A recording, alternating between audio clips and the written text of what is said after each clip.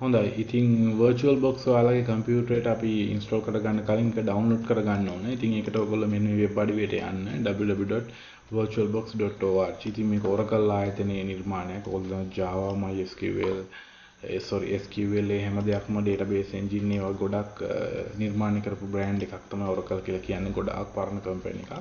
ඉතින් හොඳ බ්‍රෑන්ඩ් එකක් තියෙනවා. මේ කම්පැනි මෙන්න මේ ෆයිල් එක මේ වෙබ් ඇඩ්‍රස් එකට ගිහිල්ලා ඔයාලට පුළුවන් virtualbox මුදුකාංගේ ඩවුන්ලෝඩ් කරගන්න නැත්නම් බාගත කරගන්න. ඉතින් ඔයාලා පාවිච්චි කරන මෙහෙයුම් පද්ධතිය අනුව ඕගොල්ලන්ට පුළුවන් බයිනරි version එක තෝරගන්න.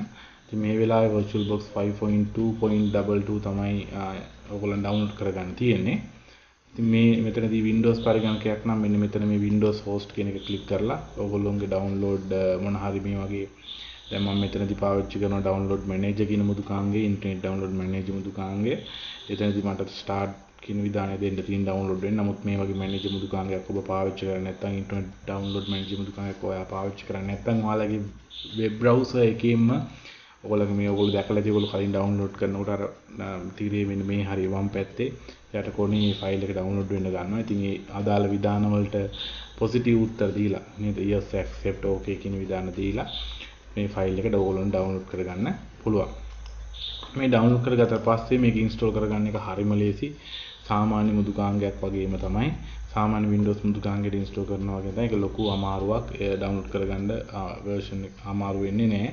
ඉතින් කාට හරි හිතනවා නම් VM virtual box ඩවුන්ලෝඩ් කරගෙන ඉන්ස්ටෝල් කරගන්න අමාරුයි කියලා ඒ වගේ කෙනෙක් මේ වගේ ලෙසන් එකක් බලලා Wi-Fi network එකක් hack කරන්න යන එක එච්චර සුදුසුත් නෑ. ඒ කියන්නේ මම හිතනවා මේ දැනුම ඔබට තිබිරු දැනුම මදි කියලා. right මම හිතනවා මම සාධාරණයි කියලා.